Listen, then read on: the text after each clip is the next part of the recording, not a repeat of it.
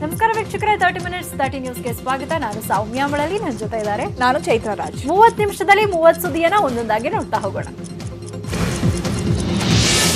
ಬಳ್ಳಾರಿ ಜಿಲ್ಲೆಯ ಮರಿಯಮ್ಮನಹಳ್ಳಿಯಲ್ಲಿ ಭೀಕರ ಅಪಘಾತ ಸಂಭವಿಸಿ ಇಬ್ಬರು ಸಾವನ್ನಪ್ಪಿದ್ದಾರೆ. ಈ ಅಪಘಾತ ಫೆಬ್ರವರಿ 10ರಂದು ಮಧ್ಯಾಹ್ನ ನಡೆದಿರುವ ಘಟನೆ. ಆದರೆ ಈ ಆಕ್ಸಿಡೆಂಟ್ ಕೇಸ್ಗೆ ಇಂದು ರಾಜಕಾರಣಿ ಪುತ್ರನ ಹೆಸರು ತಳಕಾಕೊಂಡಿದೆ. ಸಚಿವ ಅಶೋಕ್ ಅವರ ಪುತ್ರ ಶರತ್ ಕಾರು ಅಪಘಾತ ಮಾಡಿದ್ದಾರೆ ಎಂಬ ಸುದ್ದಿ ಎಲ್ಲೆಡೆ ಹರಿದಾಡ್ತಾ ಇದೆ. ಹಂಪಿಯಿಂದ ಬೆಂಗಳೂರಿನತ್ತ ಹೋಗ್ತಾ ಇದ್ದ ಐಷಾರಾಮಿ ಬೆನ್ಸ್ ಕಾರು ಅಪಘಾತಕ್ಕೊಳಗಾಗಿದೆ. ಈ ಅಪಘಾತದ ಕಾರ್ನಲ್ಲಿ ಸಚಿನ್ ಪಾದಾಚಾರಿಯೊಬ್ಬರು ಸಾವನ್ನಪ್ಪಿದ್ದಾರೆ. ಬಳ್ಳಾರಿ ಠಾಣೆಯಲ್ಲಿ ಎಫ್ಐಆರ್ ದಾಖಲಾಗಿದೆ. ಎಫ್ಐಆರ್ನಲ್ಲಿ 5 ಹೆಸರು ದಾಖಲಿಸಲಾಗಿದ್ದು, ಇದರಲ್ಲಿ ಸಚಿವ ಅಶೋಕ್ ಪುತ್ರ ಶರತ್ ಹೆಸರು ಇಲ್ಲ. ಆದರೆ ಶರತ್ ಆಕ್ಸಿಡೆಂಟ್ ಮಾಡಿ ಎಸ್ಕೇಪ್ ಆಗಿದ್ದಾರೆಂದು ವದಂತಿ ಹಬ್ಬಿದೆ. ಇದೆಲ್ಲ ಸುಳ್ಳು ಸುದ್ದಿ. ಮಾಧ್ಯಮಗಳಲ್ಲಿ ಬಂದ ಕೂಡಲೇ ಸಚಿವ ಅಶೋಕ್ ಸುದ್ದಿಗೋಷ್ಠಿಯನ್ನ ನಡೆಸಿ ಅಪಘಾತದ ಕಾರಿಗೂ ನಮಗೂ ಯಾವುದೇ ರೀತಿಯ ಸಂಬಂಧ ಇಲ್ಲ, ಪ್ರಕರಣದ ಬಗ್ಗೆ ತನಿಖೆ ಆಗ್ತಾ ಇದೆ, ನನ್ನ ಮಗನ ಮೇಲೆ ಯಾವುದೇ ಎಫ್ಐಆರ್ ಆಗಿಲ್ಲ, ತಪ್ಪಿತಸ್ಥರಿಗೆ ಕಾನೂನು ಪಾಠ ಕಲಿಸುತ್ತೆ ಅಂತ ಸಚಿವ ಅಶೋಕ್ ಪ್ರತಿಕ್ರಿಯೆ ನೀಡಿದ್ದಾರೆ. ಇವೆಲ್ಲ ತನಿಖೆ ರಿಪೋರ್ಟ್ ಬಂದ ಮೇಲೆ ಗೊತ್ತಾಗೋದಂಥದ್ದು. ಏನೇನೋ ಸ್ಪಷ್ಟೀಕರಣ ಕೊಟ್ಟು ತಿರ್ಗಾ ಹಿಂಗೆ ಹೇಳಿದ್ರಿ ನೀವು ಹಿಂಗೆ ಅಂತ ಹೇಳೋದು ಬೇಡ. ಯಾರೇ ತಪ್ಪಿತಸ್ಥರಿದ್ರು ಅವ್ರು ಯಾರು ದೊಡ್ಡವರು ಇರ್ಬೋದು ಚಿಕ್ಕವರು, ಅವರ ಕ್ರಮ ಆಗಲಿ. ಇನ್ನು ಬಳ್ಳಾರಿಯಲ್ಲಾದ ಅಪಘಾತದ ವೇಳೆ ಮಿನಿಸ್ಟರ್ ಮಗ ಕಾರಲ್ಲಿ ಇರಲಿಲ್ಲ. ಕಾರ್ ಡ್ರೈವರ್ ಮಾಡ್ತಿದ್ದು ರಾಹುಲ್ ಅಂತ ಬಳ್ಳಾರಿ ಎಸ್ಪಿ ಸಿಕೆ ಬಾಬಾ ಸ್ಪಷ್ಟನೆಯನ್ನ ಕೊಟ್ಟಿದ್ದಾರೆ. ಅಪಘಾತದಲ್ಲಿ ಇಬ್ಬರು ಮೃತಪಟ್ಟಿದ್ದಾರೆ ಎಂದಿದ್ದಾರೆ. ಕಾರಿನಲ್ಲಿ ರಾಹುಲ್, ರಾಕೇಶ್, ಶಿವಕುಮಾರ್, ವರುಣ್, ಸಚಿನ್ ಇದ್ರು. ಆಸ್ಪತ್ರೆಗೆ ಹೋಗುವಾಗ ದಾರಿಯಲ್ಲಿ ಸಚಿನ್ ಸಾವಿಗೀಡಾಗಿದ್ದಾರೆ. ಕಾರಿನಲ್ಲಿದ್ದವರಲ್ಲಿ ಒಬ್ಬರು ಸಚಿವರ ಮಗನ ಅಂತ ಹೇಳೋಕೆ ಆಗಲ್ಲ. ಸಚಿವರ ಮಗ ಕಾರಲ್ಲಿ ಇರಲಿಲ್ಲ ಅಂತ ಎಸ್ಪಿ ಸಿಕೆ ಬಾಬಾ ಸ್ಪಷ್ಟಪಡಿಸಿದ್ದಾರೆ. It is a mere speculation that ಸಚಿವರು ಮಗ ಅದರೊಳಗೆ ಇದ್ರು ಅಂತ. ಆಮೇಲೆ ಯಾರು ಆ ಕಾರಲ್ಲಿ ಆಕ್ಸಿಡೆಂಟ್ ಆಗಿ ಸತ್ತಿರೋರೊಬ್ಬರು ಸಚಿನ್ ಅಂತ ಇದ್ದಾರೆ, ಅವ್ರಿಗೂ ಕೂಡ ಅದೆಲ್ಲ ನಮ್ಮ ಡೆತ್ ಆದ ನಂತರ ನಾವೆಲ್ಲ ಫಾರ್ಮಾಲಿಟೀಸ್ ಮಾಡಿಬಿಟ್ಟು ಅವ್ರು ಕೊಟ್ಟಿದ್ದಾಗಿದೆ. ಸೊ ಅದರೊಳಗೇನು ಒತ್ತಡನೂ ಇಲ್ಲ. Neither it is a truth that ಅವರು ಸಚಿವರ ಮಗ ಅದರೊಳಗಿದ್ರು. ಇನ್ನು ಇದೇ ಬಳ್ಳಾರಿ ಆಕ್ಸಿಡೆಂಟ್ ಕೇಸ್ ಬಗ್ಗೆ ರಾಜ್ಯ ಕಾಂಗ್ರೆಸ್ ಟ್ವೀಟ್ ಮಾಡಿ ಕಿಡಿಕಾರಿದ. ಇಬ್ಬರು ಅಮಾಯಕರು ಮರಣ ಹೊಂದಿದ್ದಾರೆ, ಪ್ರಭಾವಿಯನ್ನು ರಕ್ಷಿಸುವ ಪ್ರಯತ್ನ ಸಲ್ಲದು, ಸರ್ಕಾರದಿಂದ ಪ್ರಕರಣ ಮುಚ್ಚಾಕುವ ಪ್ರಯತ್ನ ನಡೀತಾ ಇದೆ, ಸತ್ಯ ಮತ್ತು ನ್ಯಾಯ ಗೆಲ್ಲಲಿ ಎಂದು ಕರ್ನಾಟಕ ಕಾಂಗ್ರೆಸ್ ಟ್ವೀಟ್ ಮಾಡಿದೆ. ಇನ್ನೊಂದೆಡೆ ಗೃಹ ಸಚಿವ ಬಸವರಾಜ ಬೊಮ್ಮಾಯಿ ಘಟನೆ ಬಗ್ಗೆ ನನಗೆ ಗೊತ್ತಿಲ್ಲ, ವಿಷಯ ತಿಳಿದುಕೊಂಡು ಪ್ರತಿಕ್ರಿಯಿಸುತ್ತೀನಿ ಅಂತ ಜಾರ್ಕೊಂಡಿದ್ದಾರೆ. ಮಾಹಿತಿ ಬಂದ ತಕ್ಷಣ ನಾನು ಪ್ರತಿಕ್ರಿಯೆ ಕೊಡ್ತೀನಿ.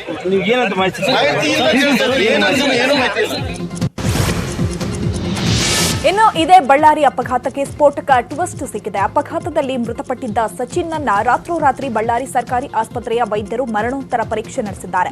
ಸಚಿವ ಅಶೋಕ್ ಕಡೆಯವರೆಂದು ಹೇಳಿ ಪಿಎಸ್ಐ ಪೋಸ್ಟ್ ಮಾರ್ಟಂ ಮಾಡಿದ್ದು ಡಾಕ್ಟರ್ ಮಹಾಂತೇಶ್ ಸತ್ಯವನ್ನ ಬಾಯ್ಬಿಟ್ಟಿದ್ದಾರೆ. ಸಚಿನ್ ಅವರು ಬೆಂಗಳೂರಿಂದ ಇದ್ದಾರೆ, ಅವರು 6 ವರ್ಷ ಕಡೆಯವರು ಅಂತ ಹೇಳಿದ್ರು. ಅದಕ್ಕೆ ಬೇಗ ಪೋಸ್ಟ್ ಮಾರ್ಟಮ್ ಮಾಡೋ ಅಂತ ಹೇಳಿದ್ರು. ನಾವು 1:30 ಮಧ್ಯರಾತ್ರಿನೇ ಮಾಡಿಕೊಟ್ಟು. ಯೂಶಲಿ ಮಧ್ಯರಾತ್ರಿ ಮಾಡಲ್ಲ, ಆದ್ರೆ 1:30ಗೆ ನಾವು ಮಾಡಿಕೊಟ್ಟಿದ್ವಿ. ಇವರು ಆ ಕಡೆ ಅವ್ರಿಗೆ ಬೇಕಾಗಿರೋ ವ್ಯಕ್ತಿ ಬೇಗ ಮಾಡಿಕೊಡಿ. ಅಪಘಾತದಲ್ಲಿ ಜೀವ ಕಳೆದುಕೊಂಡ ಇಬ್ಬರು ವ್ಯಕ್ತಿಗಳ ಕುಟುಂಬಸ್ಥರ ಆಕ್ರಂದನ ಮುಗಿಲು ಮುಟ್ಟಿದೆ. ನನ್ನ ಮಗ ಇದ್ದಿದ್ರೆ ನಮ್ಮನ್ನೆಲ್ಲ ನೋಡ್ಕೊಳ್ತಾ ಇದ್ದ, ನೀನ್ ಚಿಂತೆ ಮಾಡಬೇಡ, ನಿಮ್ಮನ್ನ ಸಾಕ್ತೀನಿ ಎಂದಿದ್ದ ಅಂತ ಅಪಘಾತದಲ್ಲಿ ಮೃತಪಟ್ಟ ರವಿನಾಯಕ ತಾಯಿ ಹಾಗೂ ಅಜ್ಜಿ ಕಣ್ಣೀರಿಡ್ತಾ ಇದ್ದಾರೆ. ಇನ್ನೊಂದೆಡೆ ಅಪಘಾತದಲ್ಲಿ ಸಾವನ್ನಪ್ಪಿರುವ ರಾಹುಲ್ ತಾಯಿ ಮಗನ ಅಗಲಿಕೆ ಆಘಾತ ತಂದಿದೆ ಅಂತ ಅಳಲು ತೋಡ್ಕೊಂಡಿದ್ದಾರೆ.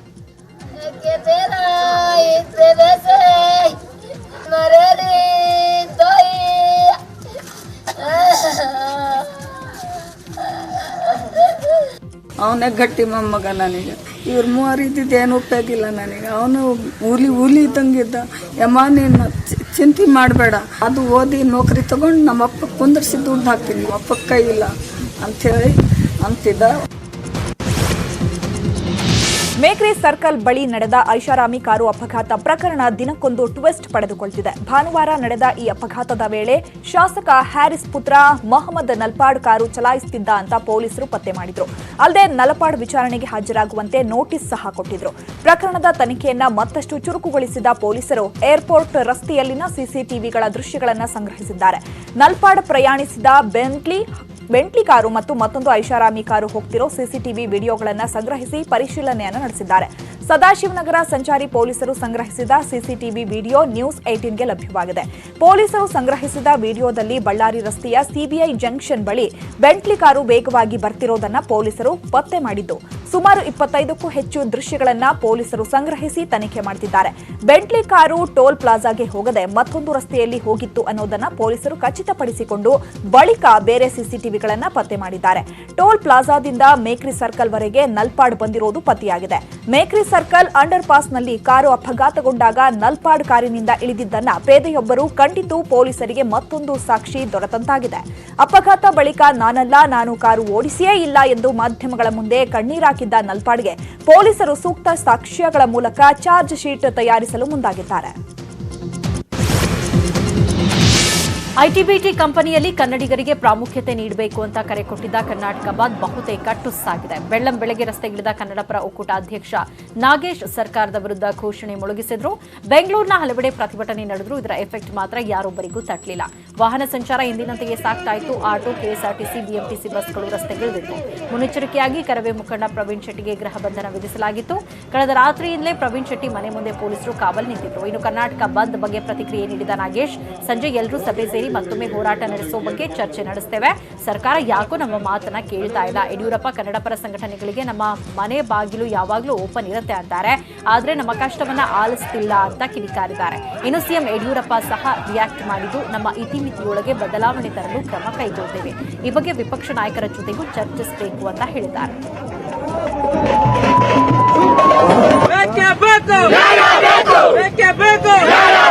ನಮ್ಮ ಕನ್ನಡಿಗರಿಗೆ ಉದ್ಯೋಗ ಸಿಗಬೇಕು ಅನ್ನೋದ್ರ ಬಗ್ಗೆ ಎರಡು ಮಾತಿಲ್ಲ. ಆದರೆ ಯಾವ ಇತಿಮಿತಿಗಳಲ್ಲಿ ಮಾಡಬೇಕು ಅನ್ನೋದನ್ನು ಚರ್ಚೆ ಮಾಡಿ, ನಮ್ಮ ಪ್ರತಿಪಕ್ಷ ನಾಯಕರ ಜೊತೆಗೆಲ್ಲ ಚರ್ಚೆ ಮಾಡಿ ಏನೇನು ಸಾಧ್ಯ ಇದೆ ಕಾರ್ಯರೂಪಕ್ಕೆ ಅಂತ ಪ್ರಾಮಾಣಿಕ ಪ್ರಯತ್ನ ನಾನು ಮಾಡ್ತೀನಿ. ಸಂಪೂರ್ಣವಾಗಿ ಸರ್ಕಾರ ನಿಜವಲ್ಲೂ ಕೂಡ ನಾಚಿಕೆ ಆಗಬೇಕಾ ಮುಖ್ಯಮಂತ್ರಿಗಳಿಗೆ. ಯಾಕೆಂದರೆ ಒಂದು ಹೋರಾಟನ ಕರೆ ಕೊಟ್ಟರೆ ಹತ್ತಿಕ್ಕಂಥ ಕೆಲಸನ ಈಗ ನೇರವಾಗಿ ಸರ್ಕಾರ ಮಾಡ್ತಿದೆ. ನಮ್ಮ ಬೇಡಿಕೆಗಳ ಈಡೇರಿಸೋದಾಗ್ತಕ್ಕಂಥ ಈ ಒಂದು ಸರ್ಕಾರ ಏನು ನಮ್ಮ ಪ್ರತಿಭಟನೆ ಹತ್ತಿಕ್ಕಿ ಪೊಲೀಸ್ ಇಲಾಖೆ ಮುಖಾಂತರ ನಾವು ಪೊಲೀಸರಿಗೆ ಏನು ಮಾತ್ರ ಪ್ರಯೋಜನ ಇಲ್ಲ, ಸರ್ಕಾರ ಮಾಡ್ತಿರ್ತಕ್ಕಂಥ ಈ ಕೆಲಸ. ಸರೋಜಿನಿ ಮಹಿಷಿ ವರದಿ ಜಾರಿಗೆ ಆಗ್ರಹಿಸಿ ಕರ್ನಾಟಕ ಬಂದ್ಗೆ ಹಾವೇರಿಯಲ್ಲಿ ಯಾವುದೇ ಬೆಂಬಲ ಅಥವಾ ಪ್ರತಿಕ್ರಿಯೆ ವ್ಯಕ್ತವಾಗಿಲ್ಲ. ಎಂದಿನಂತೆ ಅಂಗಡಿ ಮುಂಗಟ್ಟು ತೆರೆದಿತ್ತು. ಸಾರಿಗೆ, ಬಸ್, ಆಟೋಗಳು ರಸ್ತೆಗಿಳಿದಿದ್ವು. ಜನಜೀವನ ಕೂಡ ಎಂದಿನಂತೆಯೇ ನಡೆದಿದೆ. ಕನ್ನಡಪರ ಸಂಘಟನೆಗಳ ಬಂದ್ಗೆ ಬೀದರ್ ಜಿಲ್ಲೆಯಲ್ಲಿ ಯಾವುದೇ ಬೆಂಬಲ ವ್ಯಕ್ತವಾಗಿಲ್ಲ. ಬೆಳಗ್ಗೆಯಿಂದಲೇ ಎಂದಿನಂತೆ ಜನಜೀವನ ಸಾಗ್ತಾ ಇದೆ. ಬಹುತೇಕ ಸಂಘಟನೆಗಳು ಬಂದ್ಗೆ ಬೆಂಬಲ ನೀಡಿಲ್ಲ. ಎಂದಿನಂತೆ ಬಸ್ ಹಾಗೂ ಖಾಸಗಿ ವಾಹನಗಳ ಸಂಚಾರ ನಡೀತಾ ಇದೆ. ಅಂಗಡಿ ಮುಂಗಟ್ಟುಗಳು ಎಂದಿನಂತೆ ವ್ಯಾಪಾರ ವಹಿವಾಟು ನಡೆಸ್ತಾ ಇವೆ. ಶಾಲಾ ಕಾಲೇಜುಗಳು ಸಹ ಎಂದಿನಂತೆಯೇ ಕಾರ್ಯನಿರ್ವಹಿಸ್ತಾ ಇವೆ. ಬಸ್ ನಿಲ್ದಾಣದಲ್ಲಿ ವಿದ್ಯಾರ್ಥಿಗಳು ಕಾಲೇಜುಗಳಿಗೆ ತೆರಳುತ್ತಾ ಇದ್ದ ದೃಶ್ಯ ಸಾಮಾನ್ಯವಾಗಿತ್ತು. ಸಾಂಕೇತಿಕ ಪ್ರತಿಭಟನೆ ಬಿಟ್ರೆ ಇನ್ನೇನು ಕಾಣಲಿಲ್ಲ. ಇನ್ನು ಕರ್ನಾಟಕ ಬಂದ್ ಬಿಸಿ ಯಾದಗಿರಿ ಜಿಲ್ಲೆ ಜನರಿಗೆ ತಟ್ಟಿಲ್ಲ. ಜೈ ಭಾರತ ಯುವ ಸೇನೆ ಕಾರ್ಯಕರ್ತರಿಂದ ಪ್ರತಿಭಟನೆ ನಡೆಯಿತು. ಸುಭಾಷ್ ವೃತ್ತದಲ್ಲಿ ಸರ್ಕಾರದ ವಿರುದ್ಧ ಘೋಷಣೆ ಕೂಗಿ ಆಕ್ರೋಶವನ್ನು ಹೊರಹಾಕಲಾಯಿತು. ಇನ್ನು ರಾಮನಗರದಲ್ಲೂ ಬಂದ್ಗೆ ವಿವಿಧ ಕನ್ನಡಪರ ಸಂಘಟನೆಗಳು ಕರೆ ಕೊಟ್ಟಿದ್ವು. ಆದರೆ ಬಂದ್ಗೆ ರಾಮನಗರ ಜಿಲ್ಲೆಯಲ್ಲಿ ನೀರಸ ಪ್ರತಿಕ್ರಿಯೆ ವ್ಯಕ್ತವಾಗಿದೆ. ಚನ್ನಪಟ್ಟಣದಲ್ಲಿ ವಿಜಯ ಕರ್ನಾಟಕ ರಕ್ಷಣಾ ವೇದಿಕೆಯ ಕಾರ್ಯಕರ್ತರು ಜಾಥಾ ನಡೆಸಿದ್ರು. ಕುವೆಂಪು ಪುತ್ಥಳಿಯಿಂದ ಬೆಂಗಳೂರು ಮೈಸೂರು ಹೆದ್ದಾರಿಯಲ್ಲಿ ತಾಲೂಕು ಕಚೇರಿಯವರೆಗೆ ಕಾಲ್ನಡಿಗೆ ಜಾಥಾ ನಡೆಸಲಾಯಿತು. ತಹಸೀಲ್ದಾರ್ಗೆ ಮನವಿ ಸಲ್ಲಿಸಿ ರಾಜ್ಯದಲ್ಲಿ ಕನ್ನಡಿಗರಿಗೆ ಉದ್ಯೋಗ ಅವಕಾಶಗಳು ಮೊದಲು ಸಿಗಬೇಕು ಅಂತ ಒತ್ತಾಯ ಮಾಡಿದ್ರು. ವಿಜಯಪುರ ಜಿಲ್ಲೆಯಲ್ಲಿ ಯಾವುದೇ ಪ್ರತಿಕ್ರಿಯೆ ವ್ಯಕ್ತ ಆಗಿಲ್ಲ. ರಾಷ್ಟ್ರೀಯ ಹೆದ್ದಾರಿಯಲ್ಲಿ ವಾಹನಗಳ ಓಡಾಟವು ಎಂದಿನಂತೆ ಮಾಮೂಲಿಯಾಗಿತ್ತು. ಶಾಲಾ ಕಾಲೇಜುಗಳು ಎಂದಿನಂತೆ ತೆರೆದಿದ್ವು. ವಾಹನಗಳ ಓಡಾಟ ಎಂದಿನಂತೆ ಸಾಗಿದ್ದು, ವಿಜಯಪುರ ಜಿಲ್ಲೆಯಾದ್ಯಂತ ಜನಜೀವನವು ಮಾಮೂಲಿ ಆಗಿದೆ. ಗದಗ ಜಿಲ್ಲೆಯಲ್ಲಿ ಅಂಗಡಿ ಮುಂಗಟ್ಟುಗಳು ಸಹ ಎಂದಿನಂತೆ ಇದ್ದು ವ್ಯಾಪಾರ ವಹಿವಾಟು ನಡೀತಾ ಇದೆ. ಮುಂಜಾಗ್ರತಾ ಕ್ರಮವಾಗಿ ನಗರದಲ್ಲಿ ಪೊಲೀಸ್ ಬಂದೋಬಸ್ತ್ ಏರ್ಪಡಿಸಲಾಗಿತ್ತು. ಕೊಡಗು ಜಿಲ್ಲೆಯಲ್ಲಿ ಯಾವುದೇ ಕನ್ನಡಪರ ಸಂಘಟನೆಗಳು ಬಂದ್ಗೆ ಬೆಂಬಲ ಸೂಚಿಸಿರದ ಕಾರಣ ಎಂದಿನಂತೆ ಜನಜೀವನ ನಡೀತಾ ಇದೆ. ರಾಜ್ಯದೆಲ್ಲೆಡೆ ಕರ್ನಾಟಕ ಬಂದ್ಗೆ ನೀರಸ ಪ್ರತಿಕ್ರಿಯೆ ವ್ಯಕ್ತವಾಗಿದೆ. ಬೆಂಗಳೂರಿನ ಎಲೆಕ್ಟ್ರಾನಿಕ್ ಸಿಟಿ ಪೊಲೀಸರು ಮಾನವೀಯತೆ ಮೆರೆದಿದ್ದಾರೆ. ಅಪರಿಚಿತ ಶವವೊಂದಕ್ಕೆ ಅಂತ್ಯ ಸಂಸ್ಕಾರ ನೆರವೇರಿಸಿದ್ದಾರೆ ಈ ಪೊಲೀಸರು. 20 ದಿನಗಳ ಹಿಂದೆ ನೈಸ್ ರಸ್ತೆಯಲ್ಲಿ ಶವವೊಂದು ಪತ್ತೆಯಾಗಿತ್ತು. ಗುರುತು ಪತ್ತೆ ಸಿಗದ ಕಾರಣ ವಾರಸುದಾರರಿಲ್ಲದ ಅನಾಥ ಶವ ಅಂತ ಪರಿಗಣಿಸಲಾಯಿತು. ಹೀಗಾಗಿ ಎಲೆಕ್ಟ್ರಾನಿಕ್ ಸಿಟಿ ಬಳಿಯ ಸ್ಮಶಾನವೊಂದರಲ್ಲಿ ಅಂತ್ಯ ಸಂಸ್ಕಾರ ನೆರವೇರಿಸಲಾಗಿದೆ. ಕುಟುಂಬಸ್ಥರು ಹೇಗೆ ಪೂಜೆ ನೆರವೇರಿಸುತ್ತಾರೋ ಅದೇ ರೀತಿಯಲ್ಲಿ ಸಂಸ್ಕಾರ ಮಾಡಿ ಮಾನವೀಯತೆಯನ್ನು ಮೆರೆದಿದ್ದಾರೆ. ಅಂತೂ ಇಂತೂ ಮಂಡ್ಯ ರೈತರ ಸಂಕಷ್ಟಕ್ಕೆ ತಾತ್ಕಾಲಿಕ ಪರಿಹಾರ ಸಿಕ್ಕಂತಾಗಿದೆ. ಅನ್ನದಾತರ ಪ್ರತಿಭಟನೆಗೆ ಮಣಿದ ಸರ್ಕಾರ ನಾಲಿಗೆ ನೀರು ಹರಿಸಿದೆ. ನಿನ್ನೆ ಪ್ರತಿಭಟನಾ ನಿರತ ರೈತರಿಗೆ ಭರವಸೆ ನೀಡಿದ್ದ ನೂತನ ಸಚಿವ ನಾರಾಯಣಗೌಡ ಸದ್ಯದಲ್ಲೇ ನೀರು ಹರಿಸೋ ಕೆಲಸ ಮಾಡ್ತೀನಿ ಅಂತ ಭರವಸೆಯನ್ನ ನೀಡಿದ್ರು.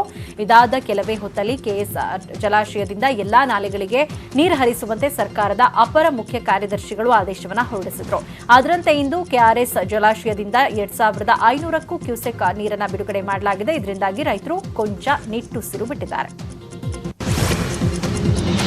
ಬೆಂಗಳೂರಿನ ವೈಟ್ ಫೀಲ್ಡ್ ಸಮೀಪದಲ್ಲಿರುವ ಮುನ್ನೆಕೊಳಲಿ ಕೋಲ್ಕತಾದ ಮೂಲದ ಜನ ವಾಸವಾಗಿದ್ರು. ಇಂದು ಕೋಲ್ಕತಾ ಮೂಲದವರ ಮನೆ ಮೇಲೆ ಭೂ ಮಾಫಿಯಾ ದೌರ್ಜನ್ಯ ನಡೆದಿದ್ದು 25ಕ್ಕೂ ಹೆಚ್ಚು ಕುಟುಂಬಗಳು ವಾಸಿಸುತ್ತಿದ್ದ ಶೆಡ್ಗಳನ್ನು ಧ್ವಂಸ ಮಾಡಲಾಗಿದೆ. 40 ಜನರ ಗುಂಪು ಬಂದು ಅಲ್ಲಿದ್ದವರ ಮೇಲೆ ದೊಣ್ಣೆ ಮಾರಕಾಸ್ತ್ರಗಳಿಂದ ಹಲ್ಲೆ ಮಾಡಿ ಜೆಸಿಬಿ ಮೂಲಕ ಶೆಡ್ಗಳನ್ನು ನೆಲಸಮ ಮಾಡಿದ್ದಾರೆ. ಹಲ್ಲೆಗೊಳಗಾದ ಕೋಲ್ಕತಾ ಮೂಲದ ಜನರು ಮಕ್ಕಳ ಜೊತೆ ಬೀದಿಯಲ್ಲಿ ಕುಳಿತು ದಿಕ್ಕು ಕಾಣದಂತೆ ತಮ್ಮ ನೋವನ್ನು ತೋಡಿಕೊಳ್ಳುತ್ತಿದ್ದಾರೆ. ನೂತನ ಸಚಿವ ಗೋಪಾಲಯ್ಯ ಅವರು ವಿಧಾನಸೌಧದಲ್ಲಿನ ತಮ್ಮ ಕಚೇರಿ ಪೂಜೆ ಸಲ್ಲಿಸಿ ತಮ್ಮ ಸ್ಥಾನ ಅಲಂಕರಿಸಿದ್ದಾರೆ. ವಿಧಾನಸೌಧದಲ್ಲಿರುವ 2ನೇ ಮಹಡಿಯ 244, 245 ಸಂಖ್ಯೆಯ ಕೊಠಡಿಗಳಲ್ಲಿ ವಿಶೇಷ ಪೂಜೆ ನೆರವೇರಿಸಲಾಯಿತು. ಕುಟುಂಬಸ್ಥರ ಸಮೇತವಾಗಿ ಆಗಮಿಸಿದ ಆಹಾರ ಮತ್ತು ನಾಗರಿಕ ಪೂರೈಕೆ ಸಚಿವ ಗೋಪಾಲಯ್ಯ ತಮಗೆ ಸಿಕ್ಕ ಖಾತೆ ಬಗ್ಗೆ ಸಂತಸ ವ್ಯಕ್ತಪಡಿಸಿದರು. ನಾನು ಬಯಸಿದ ಖಾತೆ ಸಿಕ್ಕಿದೆ. ಸಣ್ಣ ಕೈಗಾರಿಕೆ ಖಾತೆ ಬದಲಾವಣೆಗೆ ನಾನು ಕೇಳಿರಲಿಲ್ಲ. ಆಹಾರ ಇಲಾಖೆ ಅರ್ಥ ಮಾಡಿಕೊಳ್ಬೇಕಾಗಿದೆ. ಅಧಿಕಾರಿಗಳ ಜೊತೆ ಸಭೆ ಮಾಡ್ತೇನೆ. ರೇಷನ್ ಕಾರ್ಡ್ ಪಡಿತರ ವಿತರಣೆ ಸಮಸ್ಯೆಗಳ ಬಗ್ಗೆ ಪರಿಹಾರ ಮಾಡುವ ಕೆಲಸವನ್ನ ಮಾಡ್ತೇನೆ. ನಮ್ಮ ಯಾವ ಮಿತ್ರರಿಗೂ ಅಸಮಾಧಾನ ಇಲ್ಲ ಅಂತ ಗೋಪಾಲಯ್ಯ ಪ್ರತಿಕ್ರಿಯೆ ನೀಡಿದ್ದಾರೆ. ಮಂಡ್ಯ ಜಿಲ್ಲೆಯಲ್ಲಿ ಸಂಸದೆ ಸುಮಲತಾ ಅಂಬರೀಶ್ ಹಾಗೂ ದಳಪತಿಗಳ ಮುಸುಕಿನ ಗುದ್ದಾಟ ಮುಂದುವರೆದಿದೆ. ಸಂಸದೆ ಸುಮಲತಾ ಕಾರ್ಯವೈಖರಿಗೆ ಶಾಸಕ ತಮ್ಮಣ್ಣ ಆಕ್ಷೇಪವನ್ನು ವ್ಯಕ್ತಪಡಿಸಿದ್ದಾರೆ. ಮದ್ದೂರು ತಾಲೂಕಿನ ಬೇಸಗರಹಳ್ಳಿಯಲ್ಲಿ ಕೆಎಸ್ಆರ್ಟಿಸಿ ಬಸ್ ನಿಲ್ದಾಣ ಕಾಮಗಾರಿಗೆ ಇಂದು ಸಂಜೆ 4 ಗಂಟೆಗೆ ಶಂಕುಸ್ಥಾಪನೆ ಕಾರ್ಯಕ್ರಮ ನಿಗದಿಯಾಗಿದೆ. ಸುಮಲತಾ ಆಗಮನಕ್ಕೂ ಮುನ್ನವೇ ಮದ್ದೂರು ಶಾಸಕ ತಮ್ಮಣ್ಣ ಸ್ಥಳಕ್ಕೆ ಭೇಟಿ ನೀಡಿದ್ದಾರೆ. ಈ ಹಿಂದೆ ಒತ್ತುವರಿ ಮಾಡಿದ್ದಾರೆಂದು ಸ್ಥಳೀಯರ ವಿರೋಧದಿಂದ ಬಸ್ ನಿಲ್ದಾಣ ಕಾಮಗಾರಿ ಸ್ಥಗಿತವಾಗಿತ್ತು. ನಂತರ ಸುಮಲತಾ ಸಂಸದೆಯಾದ ನಂತರ ಆದರ್ಶ ಗ್ರಾಮ ಯೋಜನೆಯ ಮೊದಲ ಸಭೆಯಲ್ಲಿ ಗೊಂದಲಕ್ಕೆ ಬ್ರೇಕ್ ಹಾಕಿದ್ದಾರೆ. ಅದೇ ಕಾಮಗಾರಿಗೆ ಇಂದು ಸುಮಲತಾ ಶಂಕುಸ್ಥಾಪನೆ ನೆರವೇರಿಸಲಿದ್ದಾರೆ.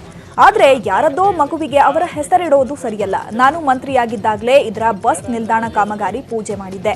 ಈಗ ಮತ್ತೊಮ್ಮೆ ಪೂಜೆ ಮಾಡುವ ಅವಶ್ಯಕತೆ ಇಲ್ಲ ಅಂತ ಸ್ಥಳದಲ್ಲಿ ಶಾಸಕ ತಮ್ಮಣ್ಣ ವಿರೋಧವನ್ನ ವ್ಯಕ್ತಪಡಿಸಿದ್ದಾರೆ. ನಂತರ ಈ ಬಗ್ಗೆ ಪ್ರತಿಕ್ರಿಯಿಸಿದ ಸಂಸದೆ ಸುಮಲತಾ ದಳಪತಿಗಳ ಅಸಹಕಾರ ನಡೆಗೆ ಬೇಸರವನ್ನ ವ್ಯಕ್ತಪಡಿಸಿದ್ದಾರೆ. ರಾಜಕಾರಣಿಗಳ ಸ್ವಾರ್ಥದಿಂದ ಜನಸಾಮಾನ್ಯರಿಗೆ ಕಷ್ಟ ಆಗ್ತಿದೆ. ಅವರ ಸ್ವಾರ್ಥಕ್ಕೆ ಜನರಿಗೆ ಕಷ್ಟ ಕೊಡೋದು ಯಾವ ನ್ಯಾಯ? ಜಿಲ್ಲೆಯ ಅಭಿವೃದ್ಧಿಗೆ ಶ್ರಮಿಸಲು ಸಹಕಾರ ಕೊಡುವಂತೆ ಮಂಡ್ಯದ ಹನಕೆರೆಯಲ್ಲಿ ಸುಮಲತಾ ಮನವಿಯನ್ನ ಮಾಡಿಕೊಂಡಿದ್ದಾರೆ. ಈ ನಮ್ಮ ಒಂದು ಈ ಈಗೋ ವಿಷಯದಲ್ಲಾಗಲಿ ಅಥವಾ ಈ ಒಂದು ಡಿಫ್ರೆನ್ಸ್ಗಳ ಮಧ್ಯೆ ಜನಕ್ಕೆ ತೊಂದರೆ ಆಗಬಾರ್ದು ಅನ್ನೋದು ನನ್ನ ಉದ್ದೇಶ. ನಿಮ್ಮ ಅನುಕೂಲಕ್ಕಲ್ಲ ನಾವು ಕೆಲಸ ಮಾಡ್ತಿರೋದು, ಜನಕ್ಕೆ ಅನುಕೂಲ ಆಗಬೇಕು ಅನ್ನೋ ಒಂದು ಉದ್ದೇಶ. ದಾವಣಗೆರೆ ಜಿಲ್ಲೆ ಚನ್ನಗಿರಿ ತಾಲೂಕಿನ ಕೋಗಲೂರು ಗ್ರಾಮದ ಬಳಿ ಕಾಡಾನೆಯೊಂದು ಪ್ರತ್ಯಕ್ಷವಾಗಿದೆ. ವಾಯುವಿಹಾರಕ್ಕೆ ತೆರಳಿದ್ದವರಿಗೆ ಈ ಆನೆ ತಿವಿದಿದೆ. ಆನೆ ತಿವಿದ ದಂಪತಿಗೆ ಸಣ್ಣ ಪುಟ್ಟ ಗಾಯಗಳಾಗಿದೆ. ನಿನ್ನೆ ಹೊನ್ನಾಳಿ ತಾಲೂಕಿನ ಹೊಸಹಳ್ಳಿ ಬಳಿ ತುಂಗಭದ್ರಾ ನದಿಯಲ್ಲಿ ಪ್ರತ್ಯಕ್ಷವಾಗಿತ್ತು ಇದೇ ಕಾಡಾನೆ. ಅರಣ್ಯ ಸಿಬ್ಬಂದಿ ಮಾಹಿತಿಯನ್ನ ನೀಡಲಾಗಿತ್ತು. ಇದೇ ಆನೆ ಒಂದೇ ರಾತ್ರಿ ಸುಮಾರು 30 ಕಿಲೋಮೀಟರ್ ಪ್ರಯಾಣಿಸಿದೆ. ಚನ್ನಗಿರಿ ವಲಯ ಅರಣ್ಯಾಧಿಕಾರಿಗಳ ನೇತೃತ್ವದಲ್ಲಿ ಆನೆ ಶೋಧ ನಡೆದಿತ್ತು. ಇದೀಗ ಕೋಗಲೂರು ಬಳಿ ಈ ಕಾಡಾನೆ ಪ್ರತ್ಯಕ್ಷವಾಗಿದೆ.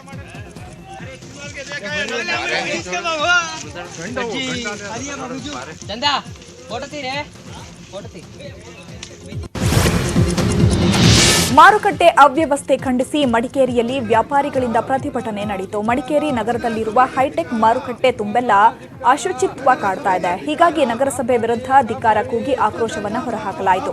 ಮಾರುಕಟ್ಟೆ ಆವರಣದಲ್ಲಿ ವ್ಯಾಪಾರಿ ಸಂಘದವರಿಂದ ಪ್ರತಿಭಟನೆಯನ್ನ ನಡೆಸಲಾಯಿತು.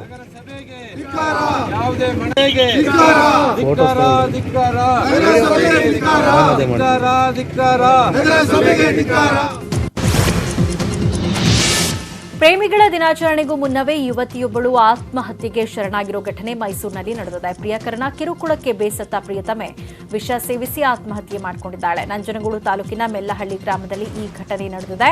ಮೇಘನ ಮೃತ ದುರ್ದೈವಿ. ಪ್ರಿಯತಮ ಮಣಿಕಂಠನ ಕಿರುಕುಳಕ್ಕೆ ಬೇಸತ್ತು ಆತ್ಮಹತ್ಯೆ ಮಾಡಿಕೊಂಡಿದ್ದಾರೆ ಎನ್ನಲಾಗಿದೆ. ಅಂತರ್ಜಾತಿ ಹಿನ್ನೆಲೆಯಲ್ಲಿ ಮೇಘನ ಮನೆಯಲ್ಲಿ ಮದುವೆಗೆ ವಿರೋಧ ವ್ಯಕ್ತವಾಗಿತ್ತು. ಇಬ್ಬರಿಗೂ ಬುದ್ಧಿವಾದ ಹೇಳಿದ್ರು ಮೇಘನ ಪೋಷಕರು. ಮೇಘನ ಒಪ್ಪಿಗೆ ಪಡೆದು ಮತ್ತೊಬ್ಬ ಯುವಕನೊಂದಿಗೆ ಮದುವೆ ನಿಶ್ಚಿತಾರ್ಥ ಮಾಡಿದ್ರು. ನಿಶ್ಚಿತಾರ್ಥ ಮಾಡಿಕೊಂಡ ಹುಡುಗನಿಗೆ ಪ್ರೀತಿ ವಿಚಾರ ತಿಳಿಸಿದ ಮಣಿಕಂಠ. ತನ್ನ ಜೊತೆ ದೈಹಿಕ ಸಂಪರ್ಕ ಬೆಳೆಸುವಂತೆ ಮೇಘನಾಗೆ ಒತ್ತಾಯಿಸಿದ್ದ ಮಣಿಕಂಠ. ಇಬ್ಬರು ಒಟ್ಟಿಗೆ ಇರುವ ಫೋಟೋ ವಾಟ್ಸ್ಆಪ್ಗೆ ಹಾಕಿ ಬೆದರಿಕೆ ಹಾಕಿದ್ದ ಮಣಿಕಂಠ. ಸಾಮಾಜಿಕ ಜಾಲತಾಣದಲ್ಲಿ ಹಾಕುವ ಬೆದರಿಕೆಯನ್ನು ಮಣಿಕಂಠ ಹಾಕಿದಂತೆ ಇದರಿಂದ ನೊಂದ ಮೇಘನಾ ವಿಷ ಸೇವಿಸಿ ಆತ್ಮಹತ್ಯೆ ಮಾಡಿಕೊಂಡಿದ್ದಾಳೆ. ಬಹುರೂಪಿ ರಾಷ್ಟ್ರೀಯ ನಾಟಕೋತ್ಸವಕ್ಕೆ 2 ದಿನಗಳಷ್ಟೇ ಬಾಕಿ ಇದೆ. ಈ ಹೊತ್ತಲ್ಲೇ ಮೈಸೂರು ರಂಗಾಯಣಕ್ಕೆ ಟಿಪ್ಪು ವಿವಾದ ಅಂಟಿಕೊಂಡಿದೆ. ಬಹುರೂಪಿ ರಾಷ್ಟ್ರೀಯ ನಾಟಕೋತ್ಸವಕ್ಕೆ ಮೈಸೂರಿನ ರಂಗಾಯಣ ಮಧುವಣಗಿತ್ತಿಯಂತೆ ಸಜ್ಜಾಗಿದೆ. ಮೊನ್ನೆ ಖಾಸಗಿ ಕಾರ್ಯಕ್ರಮದಲ್ಲಿ ಭಾಗಿಯಾಗಿದ್ದ ರಂಗಾಯಣದ ನಿರ್ದೇಶಕ ಅಡ್ಡಂಡ ಕಾರ್ಯಪ್ಪ ಟಿಪ್ಪು ಬಗ್ಗೆ ವಿವಾದಾತ್ಮಕ ಹೇಳಿಕೆಯನ್ನ ನೀಡಿದ್ರು. ಟಿಪ್ಪು ಮೈಸೂರಿಗೆ ಹೆಮ್ಮೆ ಇರಬಹುದು, ಆದರೆ ಕೊಡಗಿಗೆ ಅಸಹ್ಯ ಅಂದಿದ್ರು. ಇದಕ್ಕೆ ಸಾಕಷ್ಟು ವಿರೋಧಗಳು ವ್ಯಕ್ತವಾಗಿದೆ. ರಂಗಾಯಣ ನಿರ್ದೇಶಕರಾಗಿ ಈ ರೀತಿ ಹೇಳಿಕೆ ನೀಡೋದು ಸರಿಯಲ್ಲ. ಇದು ರಂಗಾಯಣಕ್ಕೆ ಅಪಮಾನ ಮಾಡದಂತೆ. ಅಡ್ಡಂಡ ಕಾರ್ಯಪ್ಪರನ್ನ ಕೂಡಲೇ ವಜಾ ಮಾಡಬೇಕೆಂಬ ಕೂಗು ಕೇಳಿದೆ. ಇದರ ಜೊತೆಗೆ ತಮ್ಮ ವಾದ ಸಮರ್ಥಿಸಿಕೊಳ್ತಾರೆ ಕಾರ್ಯಪ್ಪ. ಟಿಪ್ಪು ಬಗ್ಗೆ ನಾನು ಈಗಲೂ ಹೇಳ್ತೇನೆ, ಟಿಪ್ಪು ಕೊಡಗಿಗೆ ಅಸಹ್ಯ, ಮೈಸೂರಿಗೆ ಹೆಮ್ಮೆ. ಕೊಡಗಿನ ಜನರಿಗೆ ಅಂದ ಮಾತ್ರಕ್ಕೆ ರಂಗಾಯಣಕ್ಕೋದಕ್ಕೆ ಏನು ಸಂಬಂಧ? ರಂಗಾಯಣದ ಗೇಟಿನೊಳಗೆ ಏನಾದರೂ ಬಂದಿದೆ ಅದು? ಧಾರವಾಡ ಜಿಲ್ಲೆಯ ಕಲಘಟಕಿ ತಾಲೂಕಿನಲ್ಲಿ ಹುಲಿ ಭಯ ಮುಂದುವರೆದಿದೆ. ವಿವಿಧ ಗ್ರಾಮಗಳಲ್ಲಿ ಹುಲಿಯ ಹೆಜ್ಜೆ ಗುರುತು ಪತ್ತೆಯಾಗಿದೆ. ಜನರು ಆತಂಕದಲ್ಲಿದ್ದಾರೆ. ಬೆಂಡಲಗಟ್ಟಿ ಬಳಿಯ ಹೊಲದಲ್ಲಿ ಡ್ರೋನ್ ಕ್ಯಾಮೆರಾದಲ್ಲಿ ಸೆರೆಯಾಗಿದ್ದ ಹುಲಿಯ ಚಲನವಲನ ದಿನಕ್ಕೊಂದು ಕಡೆ ಬದಲಾಗ್ತಾ ಇದೆ. ಹುಣಸಿಕಟ್ಟಿ ತಬಕದ ಹೊನ್ನಳ್ಳಿ ಗ್ರಾಮದ ಸುತ್ತಮುತ್ತ ಹುಲಿ ಹೆಜ್ಜೆ ಗುರುತು ಕಾಣಿಸಿದೆ. ಯಲ್ಲಾಪುರ ತಾಲೂಕಿನ ಕಿರವತ್ತಿ ಮಾರ್ಗದಲ್ಲಿ ಹುಲಿ ತೆರಳಿರುವ ಕುರಿತು ಅರಣ್ಯ ಇಲಾಖೆಗೆ ಮಾಹಿತಿ ಬಂದಿದೆ. ಕಳೆದ 4 ದಿನಗಳಿಂದ ಹೊಲಗದ್ದೆಗಳಲ್ಲಿ ಓಡಾಡ್ತಾ ಇರುವ ಹುಲಿಯನ್ನ ಸೆರೆ ಹಿಡಿಯಲು ಅರಣ್ಯ ಇಲಾಖೆ ಸಿಬ್ಬಂದಿ ಹರಸಾಹಸ ಪಡ್ತಾ ಇದ್ದಾರೆ. ಹುಲಿ ಬೋನಿನೊಂದಿಗೆ 2 ತಂಡಗಳಲ್ಲಿ ನಿರಂತರ ಕಾರ್ಯಾಚರಣೆ ನಡೀತಾ ಇದೆ. ಕಾಳಿ ಹುಲಿ ಸಂರಕ್ಷಿತ ಅರಣ್ಯ ಪ್ರದೇಶದಿಂದ ಕಲಘಟಕಿ ಸರಹದ್ದು ಪ್ರವೇಶಿಸಿರುವ ಹುಲಿರಾಯ ಜನರಲ್ಲಿ ಭಯ ಸೃಷ್ಟಿಸಿದ್ದಾನೆ. ಚಾಮರಾಜನಗರ ಜಿಲ್ಲೆ ಗುಂಡ್ಲುಪೇಟೆಯಲ್ಲಿ ಲಾಟರಿ ದಂಧೆ ಮುಂದುವರೆದಿದೆ. ಗುಂಡ್ಲುಪೇಟೆ ಹೊರವಲಯದಲ್ಲಿ ಲಾಟರಿ ಮಾರಾಟ ಮಾಡುತ್ತಿದ್ದ ಇಬ್ಬರನ್ನ ಪೊಲೀಸರು ಬಂಧಿಸಿದ್ದಾರೆ. 25,000 ಬೆಲೆಯ ಲಾಟರಿ ಟಿಕೆಟ್ಗಳನ್ನು ವಶಪಡಿಸಿಕೊಂಡಿದ್ದಾರೆ. ಚಾಮರಾಜನಗರದ ಸೋಮವಾರಪೇಟೆ ಬಡಾವಣೆ ನಿವಾಸಿ ಸುಂದರ್ ಹಾಗೂ ಗುಂಡ್ಲುಪೇಟೆ ಪಟ್ಟಣದ ನಂಜುಂಡಸ್ವಾಮಿ ಅನ್ನೋರನ್ನ ಬಂಧಿಸಿ ನ್ಯಾಯಾಂಗ ಬಂಧನಕ್ಕೆ ಒಪ್ಪಿಸಲಾಗಿದೆ. ಆರೋಪಿಗಳು ಕೇರಳದಿಂದ ಲಾಟರಿಗಳನ್ನು ತಂದು ಗುಂಡ್ಲುಪೇಟೆ ಪಟ್ಟಣ ಹಾಗೂ ಗ್ರಾಮೀಣ ಭಾಗಗಳಲ್ಲಿ ಮಾರಾಟವನ್ನು ಉಳಿದ ಪ್ರಮುಖ ಸುದ್ದಿಗಳನ್ನು ನೋಡೋಣ. ಉತ್ತರ ಪ್ರದೇಶದ ಲಕ್ನೋ ನ್ಯಾಯಾಲಯದಲ್ಲಿ ಬಾಂಬ್ ಸ್ಫೋಟಗೊಂಡಿದೆ. ವಜೀರ್ಗಂಜ್ ನ್ಯಾಯಾಲಯದಲ್ಲಿ ಬಾಂಬ್ ಸ್ಫೋಟವಾಗಿದ್ದು 3 ಸಜೀವ ಬಾಂಬ್ಗಳು ಪತ್ತೆಯಾಗಿದೆ. ಸ್ಫೋಟದಲ್ಲಿ ಓರ್ವ ವ್ಯಕ್ತಿಗೆ ಗಂಭೀರವಾಗಿ ಗಾಯಗೊಂಡಿದ್ದು ಹಲವರಿಗೆ ಸಣ್ಣ ಪುಟ್ಟ ಗಾಯಗಳಾಗಿವೆ. ಲಕ್ನೋ ಬಾರ್ ಅಸೋಸಿಯೇಷನ್ನ ಜಂಟಿ ಕಾರ್ಯದರ್ಶಿ ಸಂಜೀವ್ ಲೋಧಿ ಗುರಿಯಾಗಿಸಿ ದಾಳಿ ಮಾಡಲಾಗಿದೆ ಅಂತ ಶಂಕಿಸಲಾಗಿದೆ. 2 ವಕೀಲರ ಗುಂಪಿನ ನಡುವಿನ ಆಂತರಿಕ ಕಲಹವೇ ಈ ಸ್ಫೋಟಕ್ಕೆ ಕಾರಣವಾಗಿದೆ ಅಂತ ಹೇಳಲಾಗುತ್ತಿದೆ. ಕೋರ್ಟ್ ಸುತ್ತ ಪೊಲೀಸರು ಸುತ್ತುವರೆದಿದ್ದು ಪರಿಶೀಲನೆಯನ್ನು ನಡೆಸುತ್ತಿದ್ದಾರೆ. ಬಾಂಬ್ ಇಟ್ಟಿದ್ದ ಆರೋಪಿ ಜೀತು ಯಾದವ್ ಎಂಬಾತನನ್ನ ಪೊಲೀಸರು ಬಂಧಿಸಿದ್ದಾರೆ. ಇನ್ನು ಬಾಂಬ್ಗಳು ದೇಶೀಯ ನಿರ್ಮಿತ ಬಾಂಬ್ ಅಂತ ಪೊಲೀಸರು ತಿಳಿಸಿದ್ದಾರೆ.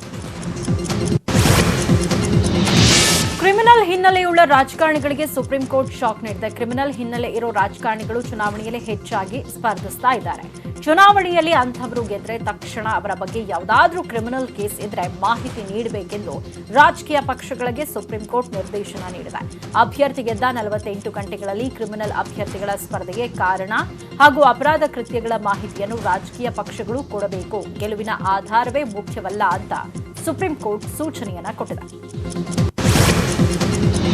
ರಾಜಸ್ಥಾನದ ರಾಜಧಾನಿ ಜೈಪುರದಲ್ಲಿ ಭಯಾನಕ ಸ್ಫೋಟ ಸಂಭವಿಸಿದೆ. ಮನೆಯೊಂದರಲ್ಲಿ ಸಿಲಿಂಡರ್ ಅನಿಲ ಸೋರಿಕೆಯಿಂದ ಭೀಕರ ಸ್ಫೋಟವಾಗಿದೆ.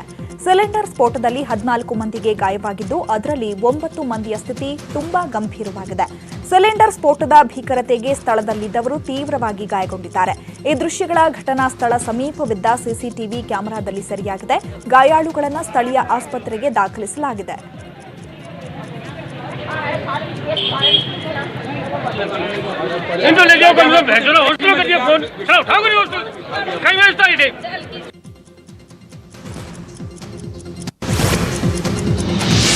ಭೋಪಾಲ್ನಲ್ಲಿ ರೈಲ್ವೆ ಮೇಲ್ಸೇತುವೆ ಕುಸಿದು 9 ಮಂದಿ ಗಂಭೀರವಾಗಿ ಗಾಯಗೊಂಡಿದ್ದಾರೆ. ರೈಲು ನಿಲ್ದಾಣದಲ್ಲಿರುವ ಮೇಲ್ಸೇತುವೆ ದಿಢೀರನೆ ಕುಸಿದು ಬಿದ್ದಿದೆ. ಮೇಲ್ಸೇತುವೆ ಕುಸಿದ ಪರಿಣಾಮ ಸುಮಾರು 9 ಜನರು ಗಂಭೀರವಾಗಿ ಗಾಯಗೊಂಡಿದ್ದಾರೆ. ಇನ್ನೂ ಹಲವರಿಗೆ ಸಣ್ಣ ಪುಟ್ಟ ಗಾಯಗಳಾಗಿದ್ದು ಸ್ಥಳೀಯ ಆಸ್ಪತ್ರೆಗೆ ದಾಖಲಿಸಲಾಗಿದೆ. ಸಂಬಂಧಪಟ್ಟ ಅಧಿಕಾರಿಗಳು ಸ್ಥಳಕ್ಕೆ ಭೇಟಿ ನೀಡಿ ಪರಿಶೀಲನೆಯನ್ನ ನಡೆಸಿದ್ದಾರೆ.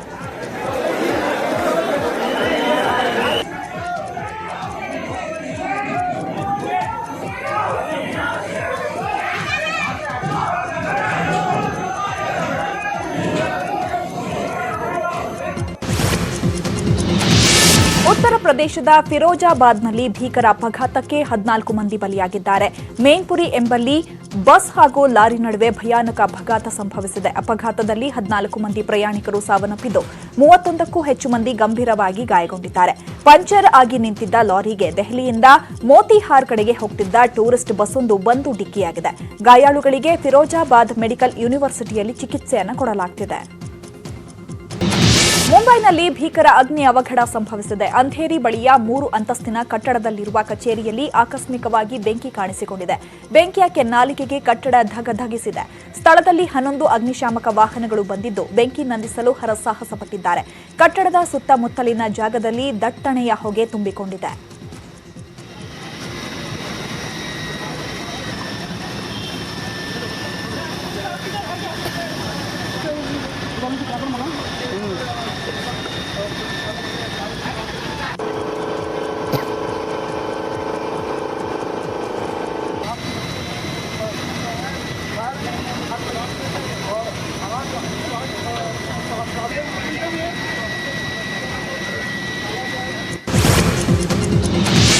ಅರವಿಂದ್ ಕೇಜ್ರಿವಾಲ್ ನೇತೃತ್ವದ ಆಮ್ ಆದ್ಮಿ ಪಕ್ಷ ದೆಹಲಿ ವಿಧಾನಸಭಾ ಚುನಾವಣೆಯಲ್ಲಿ ಅಭೂತಪೂರ್ವ ಗೆಲುವು ದಾಖಲಿಸ್ತಾ ಇದ್ದಂತೆ ಕಳೆದ 24 ಗಂಟೆಯ ಒಳಗೆ ದೇಶದಾದ್ಯಂತ ಸುಮಾರು 1 ದಶಲಕ್ಷಕ್ಕೂ ಹೆಚ್ಚು ಜನ ಆಮ್ ಆದ್ಮಿ ಪಕ್ಷಕ್ಕೆ ಹೊಸದಾಗಿ ಸೇರ್ಪಡೆಯಾಗಿದ್ದಾರೆ ಅಂತ ಹೇಳಲಾಗ್ತಾ ಇದೆ. ಈ ಕುರಿತು ತನ್ನ ಅಧಿಕೃತ ಟ್ವಿಟರ್ ಖಾತೆಯಲ್ಲಿ ಟ್ವೀಟ್ ಮೂಲಕ ಮಾಹಿತಿ ನೀಡಿರುವ ಆಮ್ ಆದ್ಮಿ ಪಕ್ಷ, ನಮ್ಮ ಪಕ್ಷದ ಭಾರೀ ವಿಜಯದ ನಂತರ ಕಳೆದ 24 ಗಂಟೆಯಲ್ಲಿ ದೇಶದಾದ್ಯಂತ ಸುಮಾರು 1 ದಶಲಕ್ಷಕ್ಕೂ ಅಧಿಕ ಜನ ಎಎಪಿಗೆ ಹೊಸದಾಗಿ ಸೇರ್ಪಡೆಯಾಗಿದ್ದಾರೆ ಎಂದು ಮಾಹಿತಿ ನೀಡಿದೆ. ದೆಹಲಿ ಗದ್ದುಗೆ ಏರಲು ಬಿಜೆಪಿ ತನ್ನ ಎಲ್ಲಾ ಬಲಗಳನ್ನು ಉಪಯೋಗಿಸಿತ್ತು. ಆದರೆ ದೆಹಲಿಯಲ್ಲಿ ಜನಸಾಮಾನ್ಯರ ಸಮಸ್ಯೆಗಳಿಗೆ ಸ್ಪಂದಿಸಿದ್ದು ಹಾಗೂ ಕುಡಿಯುವ ನೀರು, ವಿದ್ಯುತ್, ಶಿಕ್ಷಣ, ವೈದ್ಯಕೀಯ ಸೌಲಭ್ಯ ಸೇರಿದಂತೆ ಮೂಲಭೂತ ಸೌಲಭ್ಯಗಳ ಕಡೆಗೆ ಹೆಚ್ಚು ಗಮನ ವಹಿಸಿದ್ದು ಅರವಿಂದ್ ಕೇಜ್ರಿವಾಲ್ ಅವರ ಗೆಲುವಿಗೆ ಮುಖ್ಯ ಕಾರಣ ಎನ್ನಲಾಗ್ತಾ ಇದೆ. ಇದೇ ಫೆಬ್ರವರಿ 16ರ ಭಾನುವಾರ 51 ವರ್ಷದ ಅರವಿಂದ್ ಕೇಜ್ರಿವಾಲ್ 3ನೇ ಬಾರಿಗೆ ದೆಹಲಿ ಮುಖ್ಯಮಂತ್ರಿಯಾಗಿ ಪ್ರಮಾಣ ವಚನ ಸ್ವೀಕರಿಸಲಿದ್ದಾರೆ. ರಾಮ್ಲೀಲಾ ಮೈದಾನದಲ್ಲಿ ನಡೆಯಲಿರುವ ಈ ಸಮಾರಂಭದಲ್ಲಿ ಯಾವುದೇ ರಾಜ್ಯದ ಮುಖ್ಯಮಂತ್ರಿಗಳಾಗಲಿ ಅಥವಾ ಇತರೆ ರಾಜ್ಯಗಳ ರಾಜಕೀಯ ಮುಖಂಡರುಗಳಾಗಲಿ ಭಾಗವಹಿಸುವುದಿಲ್ಲ ಎಂದು ಪಕ್ಷದ ಹಿರಿಯ ಮುಖಂಡ ಗೋಪಾಲ್ ರೈ ತಿಳಿಸಿದ್ದಾರೆ.